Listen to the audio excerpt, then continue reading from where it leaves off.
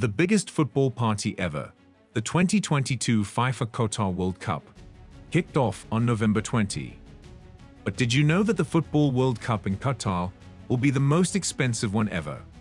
It is thought that the Qatar World Cup will cost around $220 billion to put on.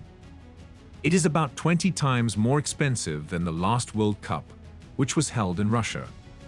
But behind all the glitz and celebrity endorsements are accusations of corruption and violations of human rights. So stick with us throughout the video as we uncover the unraveling finances of the FIFA World Cup 2022.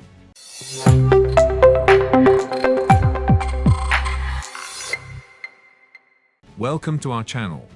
Before starting our video, don't forget to smash the subscribe button and click the notification bell for more amazing content.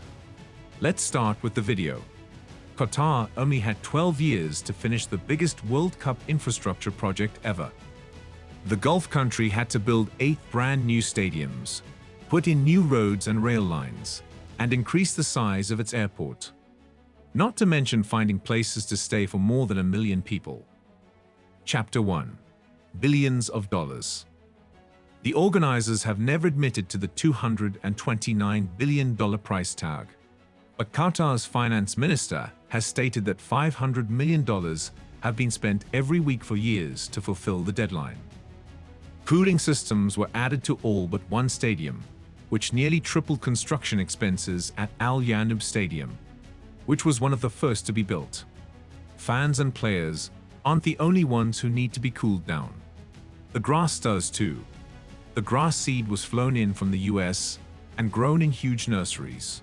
For the grass on the fields to stay in good shape, it needs to be cooled and watered in a special way. Chapter 2. The labor force. But Qatar needed a lot of workers to make all of this happen. Its skyscrapers, resorts, and man-made islands were all built by migrant workers. But this was on a whole other level. Qatar hired hundreds of thousands of workers through agencies in their home countries, most of whom were from India, Nepal, and Bangladesh. Before they left the country, migrants had little choice but to pay up to $4,000 in recruitment fees just to get a job. When they got to Qatar, they were already in debt and stuck in a system called kafala in that part of the world. Chapter 3. Forced labor. Qatar has attracted widespread criticism for its handling of migrant workers since it was awarded the tournament in 2010. Amnesty International said in 2016 that Qatar used forced labor at its most famous stadium, the Khalifa International Stadium. There are also reports that since 2010, thousands of migrant workers have died in Qatar. The Guardian newspaper reported in February 2021 that between 2010 and 2020, 6,500 migrant workers from India, Pakistan, Nepal, Bangladesh, and Sri Lanka died in the country. Experts on human rights say that a lot of the people who died were in the country because of the World Cup. In May 2022, human rights groups called on Pfeiffer to create a compensation fund for migrant workers that equals the World Cup prize of $440 million. In October 2022, Pfeiffer said that Qatar had made real, measurable progress in fixing problems with worker rights. In 2015, it was clear that organizers would have to move the start of the World Cup to November when it is cooler. However, the average temperature can still be as high as 85 degrees Fahrenheit. The move caused a lot of trouble for football leagues, especially in Europe. But now many players may be more worried about reports that migrant workers' rights are being violated in Qatar. Chapter 4. How Qatar is changing its image. Several teams are planning to make a statement on the field, like Denmark, whose players will wear turned-down shirts to protest. In the meantime, the host country has worked hard to improve its reputation. Qatar is paying David Beckham $277 million to be the 2022 World Cup's ambassador. Promotional videos portray Qatar as the ideal tourist destination, and they appear to be effective. The tournament's chief organizer stated that ticket sales had reached an all-time high.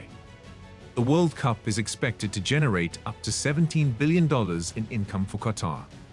Chapter 5. Pfeiffer wins again. But Pfeiffer is the real winner here. Neither the deaths of migrant workers nor the question of costs will change its bottom line. According to Dan Plumley, the tournament will be a huge financial bonanza for them, just like the 2018 edition was. For Pfeiffer, the World Cup is about monetary gain and revenue generation to fund its operations over each 4-year cycle.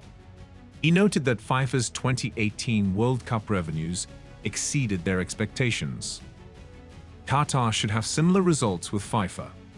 Hosting a tournament may come at a large expense to the host country, but it is in Pfeiffer's best interests to ensure the event is a success.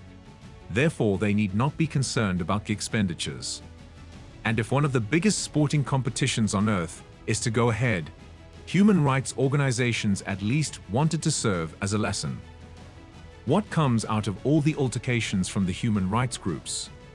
Will Qatar ever be able to host the FIFA World Cup again? Only time will tell. That was it for today's video, guys. What are your thoughts on the matter? Do let us know in the comments. If you liked the video, please hit the like button and subscribe to our channel. We will see you in the next video. Till then, take care.